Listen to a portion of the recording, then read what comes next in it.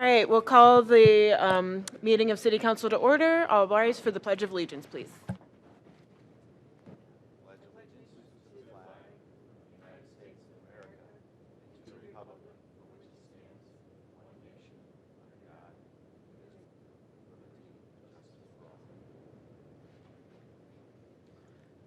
As is our custom, we'll pause for a moment of silence.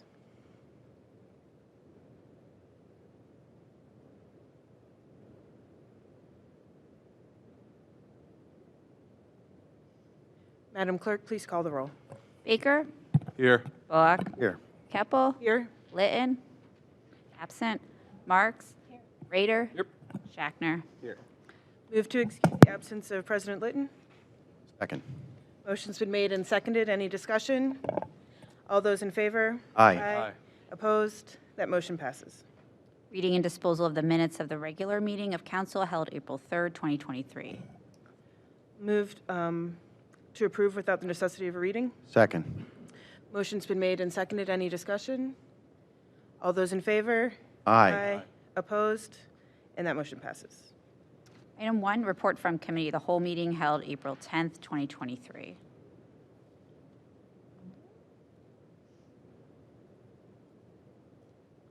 I guess I'm on for that. All right. Dear colleagues, Committee of the Whole met April 10th, 2023, and heard from 6 community organizations regarding their proposals to receive American Rescue Plan Act funds from the remaining $1.9 million, which has been earmarked for allocation by City Council. The committee heard from Lakewood Alive, Lakewood Community Services Center, Lakewood Chamber of Commerce, Lakewood Public Library, Legal Aid Society of Cleveland, and the Studio West 117th Development Team. I would like, Council President Litton would like to thank the leadership from each of these organizations for taking the time to prepare such thoughtful and persuasive proposals.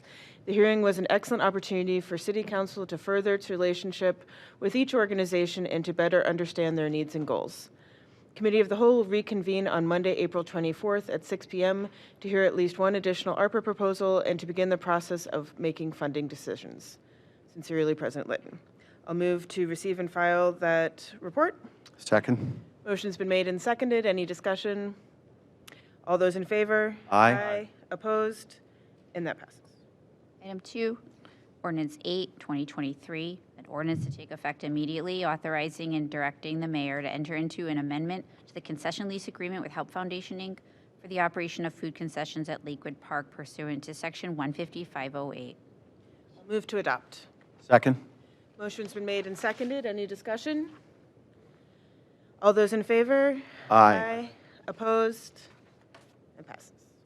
Item 3, report from Housing Planning and Development Committee regarding meeting held April 17th, 2023. Today.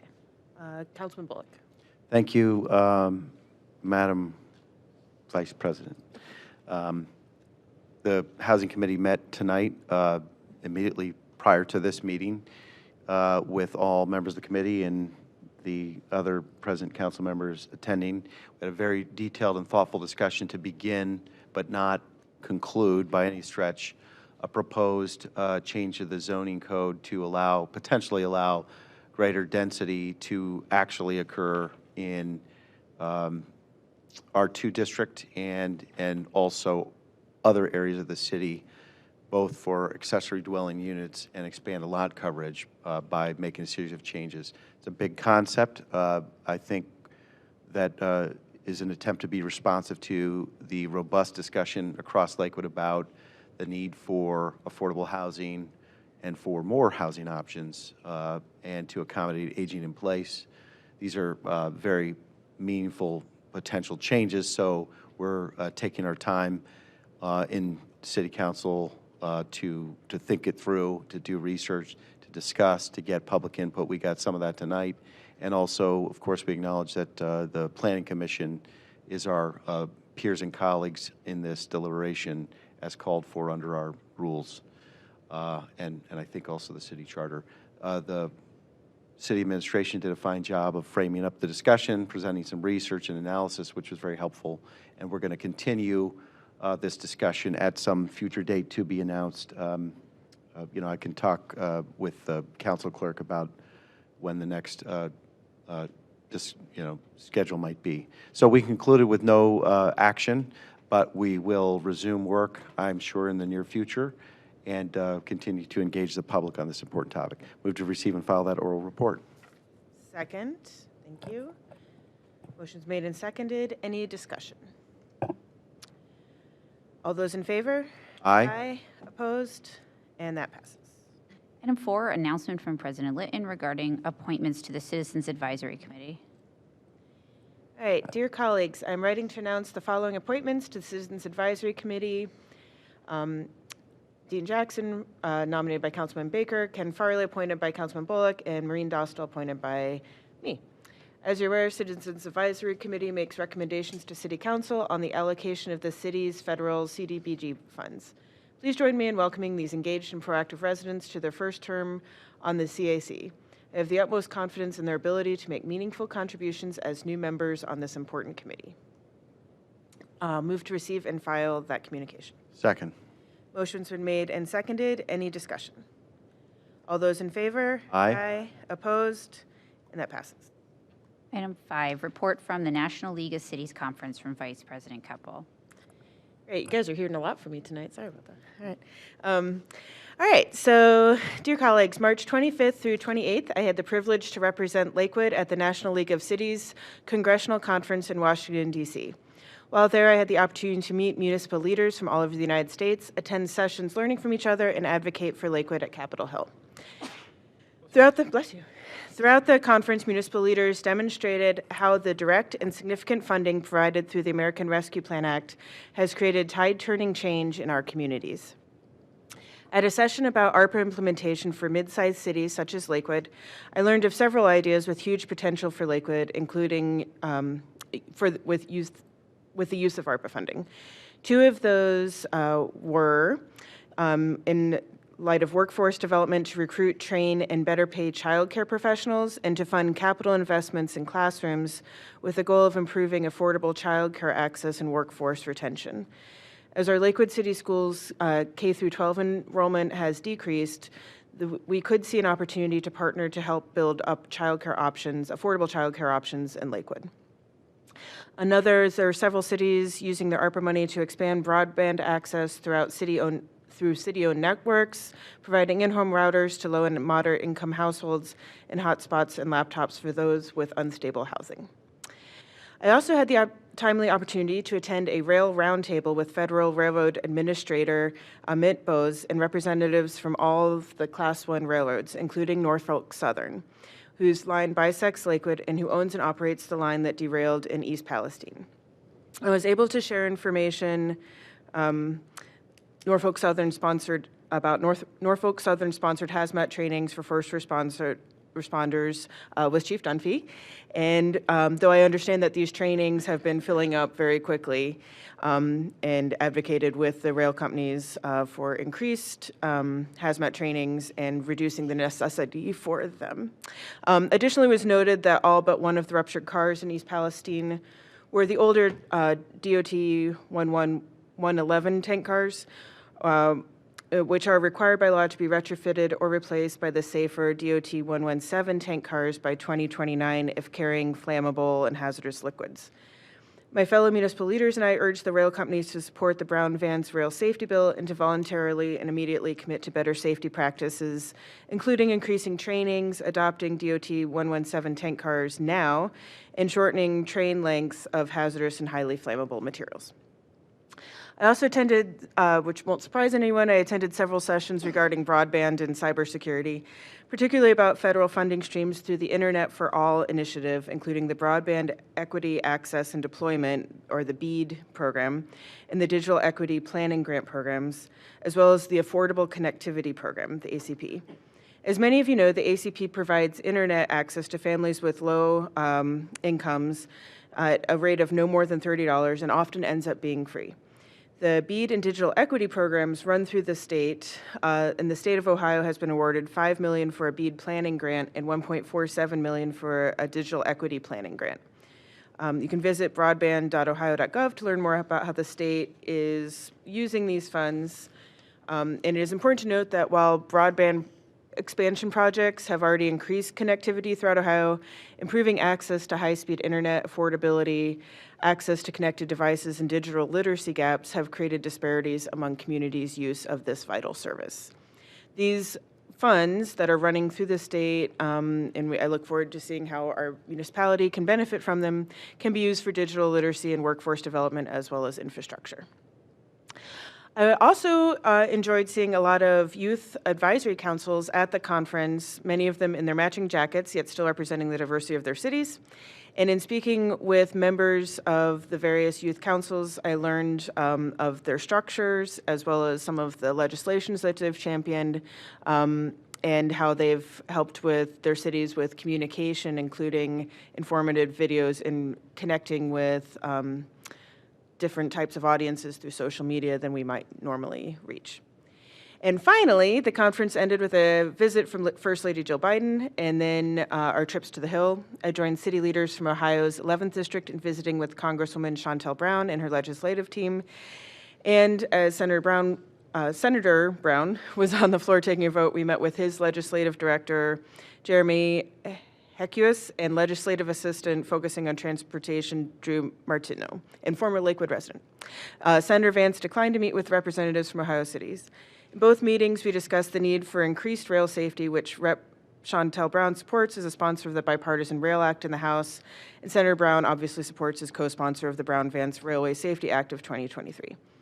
I advocated for the need for additional federal support for infrastructure such as Lakewood's IWIP, which creates cleaner water for all of us along Lake Erie. Congresswoman Brown and her team are particularly interested in Lakewood's intersectional work to improve safety and address social determinants of health in collaboration with community partners. Senator Brown's team was very interested in Lakewood's study regarding restoring the community circulator, and we discussed opportunities to improve public transportation in Lakewood. It was noted that if any city could reduce our dependency on cars, it would be Lakewood, and I pointed out how federal support from Senator Brown's office could help us set an example for other cities with the circulator, bike lanes, and expanded public transportation. I also noted the issues that RTA paratransit users have been experiencing, including the RTA website not being accessible for folks with visual disabilities, and I actually received a call from them after I left the office about their work on that. So hopefully we'll see an improvement on the paratransit website soon. So I will move to receive and file that lengthy, though hopefully informative, oral report. Second. Motion's been made and seconded. Any discussion? Madam Vice President. Yes, Councilman Bullock. Did you sleep at all on the trip? Not very much, actually, but I did learn a lot and got to experience a lot. So thank you. All right, any further discussion?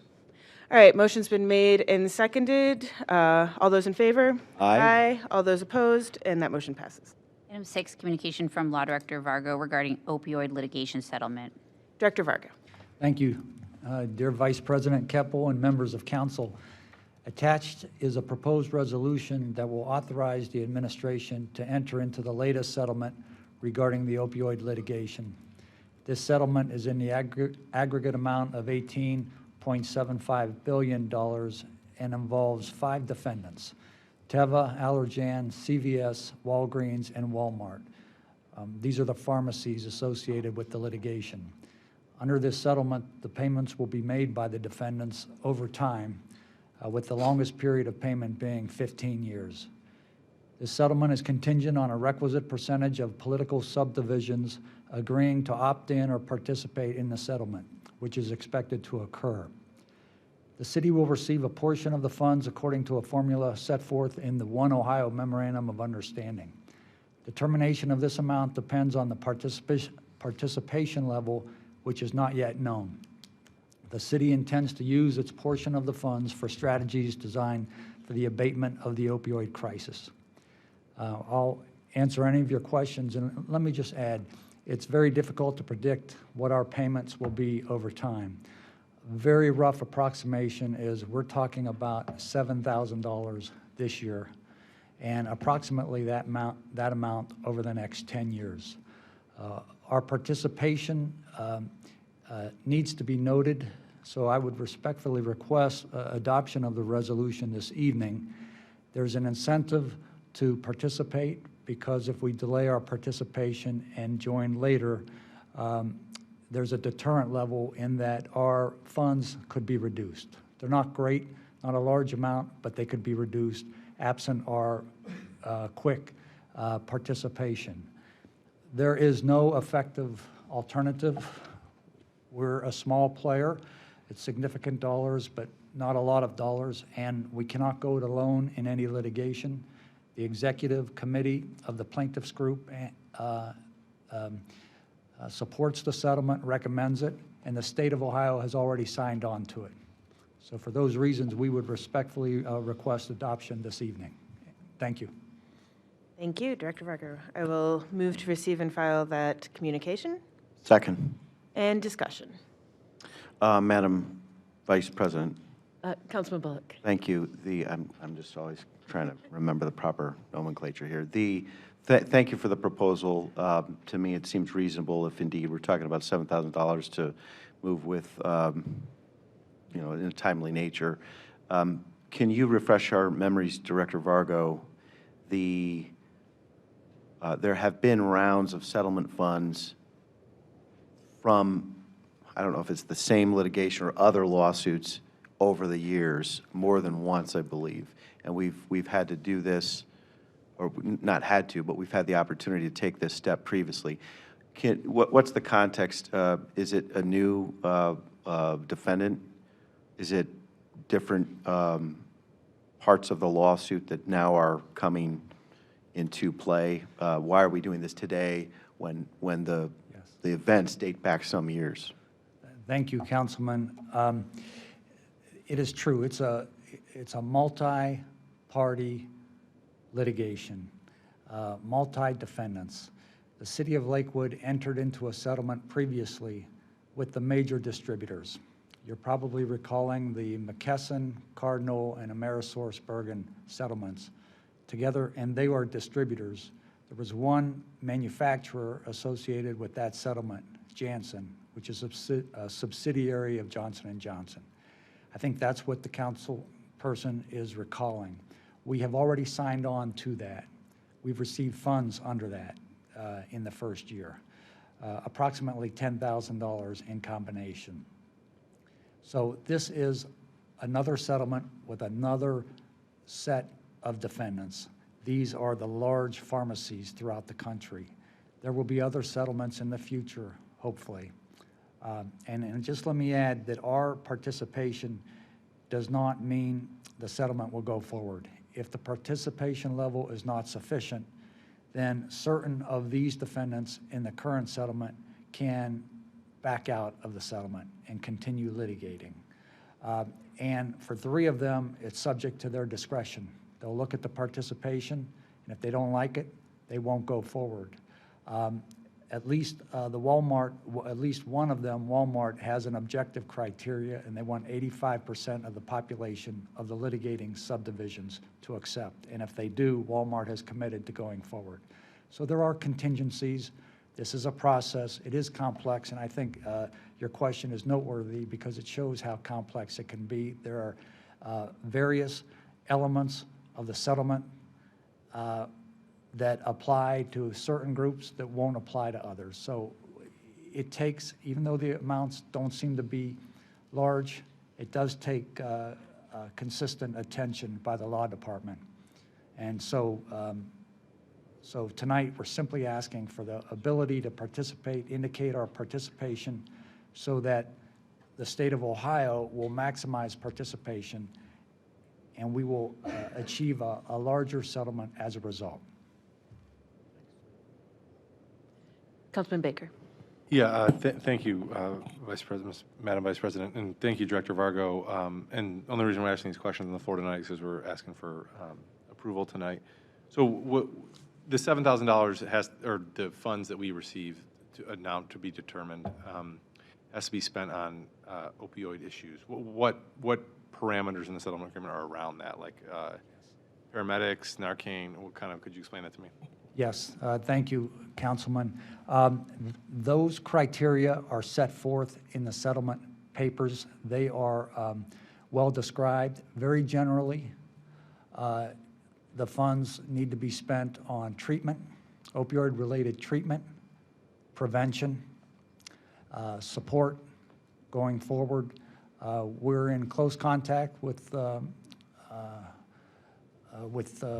Director Barry in the use of the funds so that we don't run afoul of the requirements under the settlement. I will say there is some leeway for non-opioid related use, including the payment of attorney fees, but it's very restrictive and requires reporting obligations. So we have committed to use the funds 100% for opioid abatement services to avoid unnecessary burden for the administration.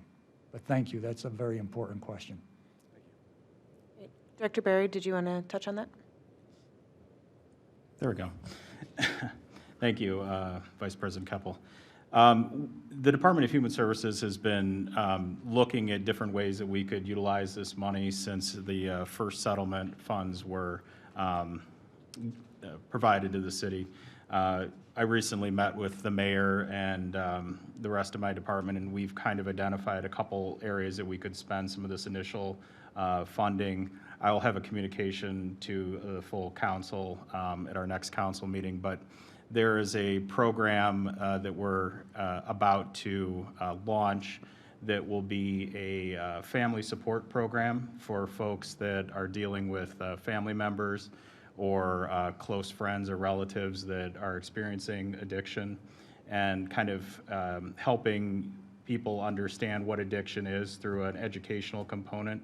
There's a very well-known addiction and counselor and service in Cleveland. His name's Jim Joyner, and he has kind of pioneered a program called MeWe. So it's going to be something that's going to be available at Cove every week on Saturdays. It'll be a support group, and then there's also an education component to it. There's 12 different sessions, and you can join any part in that period of time.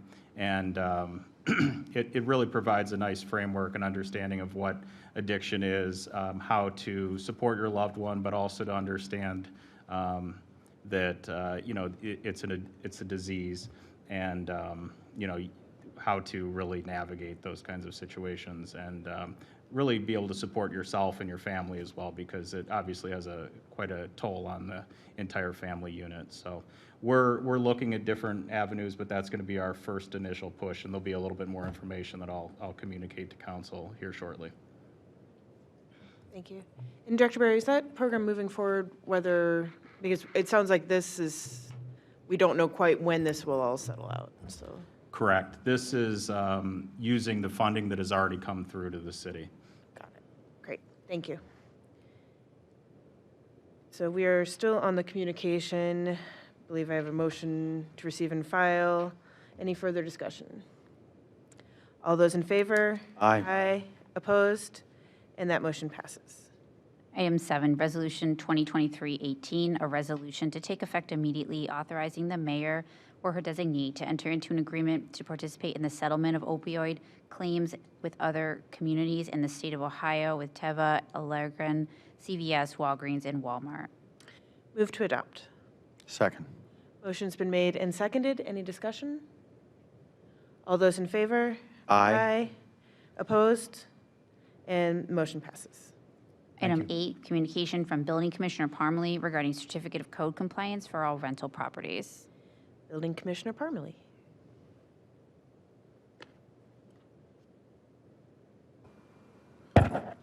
Mic check. Vice President Keppel, Council, thank you. I've submitted legislation for your review that, if adopted, will require a certificate of code compliance inspection for all rental properties. Currently, Lakewood Codified Ordinance 117301 only requires code compliance inspections when a rental sells, new business moves in, change of use, et cetera. No inspection and certificate of code compliance is currently required when an owner decides to use their property for a rental. So essentially, they come into the building department, get a housing license, and they're out. If they choose to buy a new home and use their existing home as a rental, in my opinion, we should complete a certificate of code compliance inspection before the housing license is even issued. I am proposing additional language to require an inspection and certificate of code compliance when an existing dwelling unit is not for sale but no longer occupied by the current owner, and the owner wants to use it as a rental. Feel this change will allow Lakewood to continue to provide safe rental units for our residents. Please refer this to the appropriate committee for further discussion and review. Thank you. I will move to receive and file that communication. Second. Motion's been made and seconded. Any discussion? Councilman Rader. Thank you, Madam President. One quick question, Madam Chair, Madam Vice President. Thank you so much. Director Parmalee, or Commissioner Parmalee, man, I'm batting zero today. Swing and miss. Yeah. First off, thank you. This is great. I mean, you've been a real, leader in bringing forward legislation for your department. I think that makes a lot of sense. We've gone through. I think just one thing, not for now, but for the hearing, but one of the questions I'll have then is just how we anticipate the workload changing and what resource will be needed to add, how many inspections you plan on having, and I'm sure you'll have graphs and things this year, but I'll be looking forward to hearing more about how this will impact the workload and what are the resources maybe needed. But again, thank you for being thoughtful, and this seems like on its face a good change, and look forward to more discussion about it.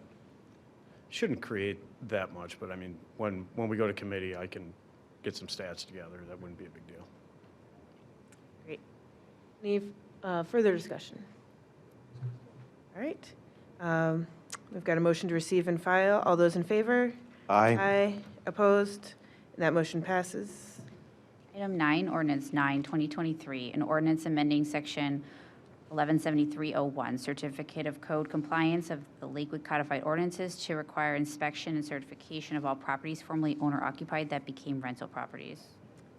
I'll move to refer to Housing Planning and Development. Second. Motion's been made and seconded. Any discussion? All those in favor? Aye. Opposed? And that motion passes. Item 10, communication from Building Commissioner Parmalee regarding Building Safety Month. Commissioner Parmalee, we meet again. Hello again. Thank you, members of council. Division of Housing and Building would like to participate in ICC's Building Safety Month for the 4th year in a row. Campaign raises awareness about critical building issues from structural to energy conservation. This year's campaign starts with you. Each week of the month is highlighted with an essential topic. The model ICC codes, International Code Council, were adopted by Ohio, altered to meet our specific region, then enforced throughout all 88 counties in our state. We're planning a no-cost to the city campaign with each week's topic featured on our housing and building page, as well as social media. The ICC International Code Council is made up of 64,000 members, including the staff of the Lakewood Building Department. We all work together to provide the community with inspections, knowledge, and to ensure structures are safe to work, live, and play. We would greatly appreciate your support in Building Safety Month this May 2023. Thank you. I'll move to receive and file that communication. Second. Motion's been made and seconded. Any discussion? Well, thank you for bringing this forward as well, and I'm sure we will all help to share out those highlights on the social media. I know I will. So thank you for that. Very exciting stuff. Yes, but important. Yes. So, all right, motion's been made and seconded. All those in favor? Aye. Aye. Opposed? That motion passes. Item 11. Item 11. Resolution 2023-19, a resolution declaring May 2023 Building Safety Month within the city of Lakewood. Move to adopt. Second. Motion's been made and seconded. Any discussion? All right. All those in favor? Aye. Opposed? And that motion passes. Shall we take a picture with Mr. Parmalee? Okay, all right. Item 12, communication from Human Services Director Barry regarding Youth Council bylaws resolution. Dr. Berry. Thank you, Vice President Keppel. Dear members of council, I'm writing to request your support for a resolution to approve the amendment of the City of Lakewood Youth Council bylaws. The Youth Council has identified the need for changes in order to improve efficiencies and address challenges related to member absences and achieving a quorum. The Youth Council has proposed updates to language in Article 2, Section 4, Article 3, Section 1, Article 4, Section 4, as well as the addition of a new section, Section 3, entitled Removal of Leadership, from Leadership, in Article 3. These changes have been reviewed by Chief Assistant Law Director Jen Swallow and were discussed and approved by Lakewood Youth Council at their meeting on February 23rd, 2023. We believe that these changes will be of great benefit to the Youth Council and will allow for smoother operations in the future. If approved, these changes would go into effect immediately. We kindly request your support for this resolution and thank you for consideration in this matter. Thank you. Move to receive and file. Second? Motion's been made and seconded. Any discussion? Hearing none. All those in favor? Aye. Aye. Opposed? And that motion passes. Item 13, Resolution 2023-20, a resolution to take effect immediately, approving the amended bylaws of the Lakewood Youth Council. Director Barry, what's the timeline on this? I'm sorry, did you say that that was, I apologize, did you have then the communication that we need to pass this tonight, or? I requested that it get passed tonight just because we've noticed that the Youth Council has had a couple difficulties achieving a quorum, and with members going to college and that kind of thing, there's been just issues conducting business, so they're hoping to get it passed because there's some changes that need to be made internally to kind of maintain and continue business. Great, thank you.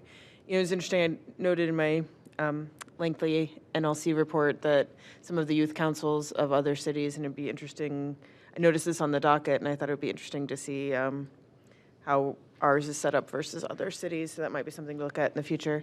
And is it in the youth council, in the resolution that formed them, that we need to approve their bylaws, or how is that, why is this coming to council? Because we don't typically approve bylaws of other commissions. I believe, I defer to Director Vargo, but I believe that the Youth Council is unique in that the mayor and also the city council needs to approve any changes to the bylaws for their organization. Oh, all right. All right, any other comments? Councilman Schackner. Thank you, Madam Vice President. Nailed it first try.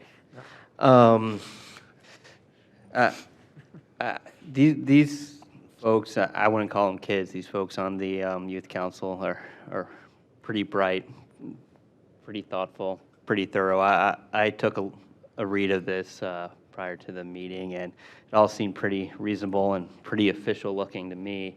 I think it will accomplish what they set out to do, which is really hold people accountable. I know in attending some of these meetings, it's very difficult to get quorum together, especially when there are members that stay on during their initial college go, which makes it even more difficult. So I think this will realistically allow them to have a membership that is able to accomplish all the things they want to accomplish. So I support this. Thank you. Councilman Rader. Thank you, Madam Vice President.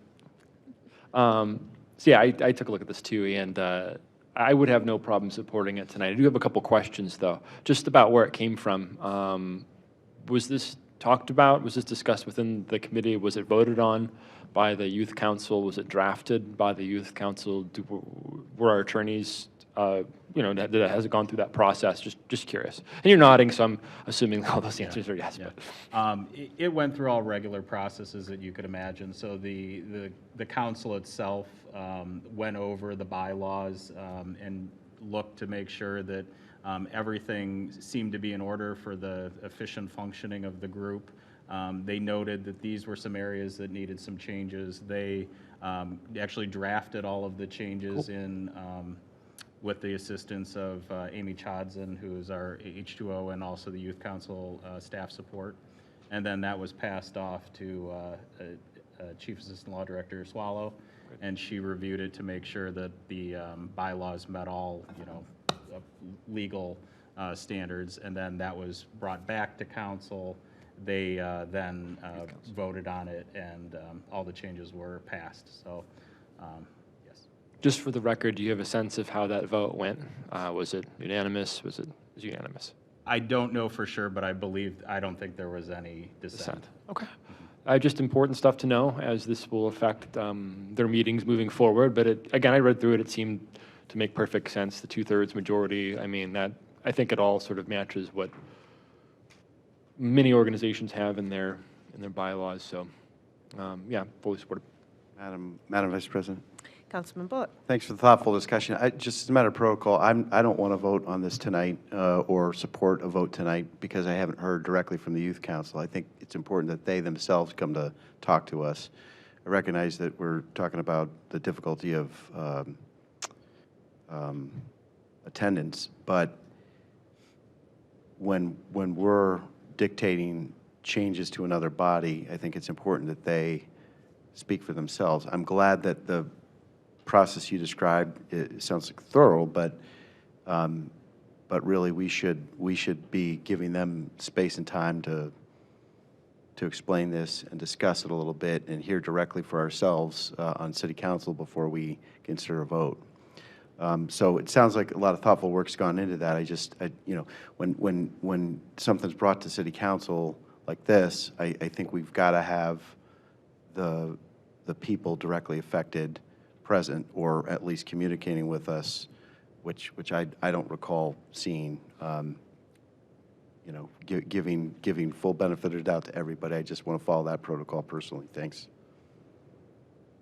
Thank you. Any further discussion? I guess I would tend to agree with Councilman Bullock on that point. Fully trusting in Director Berry in the representation, and it all looks great to me. But it does seem, I want to make sure that this isn't something we're doing to the Youth Council, but it's something that they're asking us to do, which it certainly seems, but I would prefer to hear directly from them. I would be happy to amend my request that it be referred to the appropriate committee for further discussion, Great. and we'll invite youth council representation. Great. Then I would like to move to refer this to Rules and Ordinances. Second. Motion's been made and seconded. Any discussion? Hearing none. All those in favor? Aye. Aye. Opposed? And that motion passes.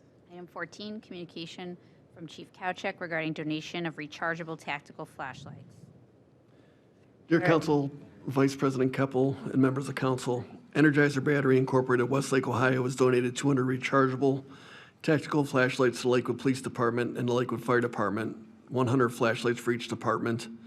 Pursuant to LCO Section 111.14B, this letter serves as notice of our intention to accept this donation. Thank you. Thank you. I'll move to receive and file that communication. Second. Motion's been made and seconded. Any discussion? Hearing none, just would like to thank Energizer Battery for that donation, and thank you for bringing it to our attention, Chief Kowchek. Motion's been made and seconded to receive and file. All those in favor? Aye. Aye. Opposed? And that motion passes. Item 15, liquor permit regarding Capel Retail LLC at 14718 Madison Avenue. All right, and as is our custom, we go to the council member in whose ward this resides, which is Councilman Schachtner. Councilman Yes. Schachtner and Vice President Keppel, may I interject? This review has not been completed, so I would respectfully request it get deferred. There was a communication at council about another review that was done. I'll ask you just to ignore that temporarily, and we'll deal with both in 2 weeks. Thank you. All right, sorry, Councilman Schachtner, I'm going to rescind my invitation. Okay. All right, so we will, I'll move to defer this item. Second. Motion's been made and seconded. Any discussion? All those in favor? Aye. Aye. Opposed? And that motion passes. We're now on to public comment. Clerk Hamada, do we have any? No public comments. No one signed in for public comment. I'm not seeing anyone rise in the audience. Okay. If we have any, we don't have any e-comments. I think. All right. Any announcements from council members? Announcements from the administration? Nothing? All right. I'll go back to announcement. You want to go, you want to? I'll go again. Councilman Shatner. Thank you so much, Vice President Keppel. I'll just say I said this in the housing, but again, I'd congratulate Laura Hunter, Ward 2 resident, who completed the Boston Marathon today, 3 hours, 20 minutes. Quite the accomplishment. She qualified for it. She's on to New York next. So good luck with that. Congratulations to Laura. All right, well, with that concluding business before council, I will move to adjourn. Second. Motion's been made and seconded. Any discussion? All those in favor? Aye. Aye. Opposed? With that, we are adjourned.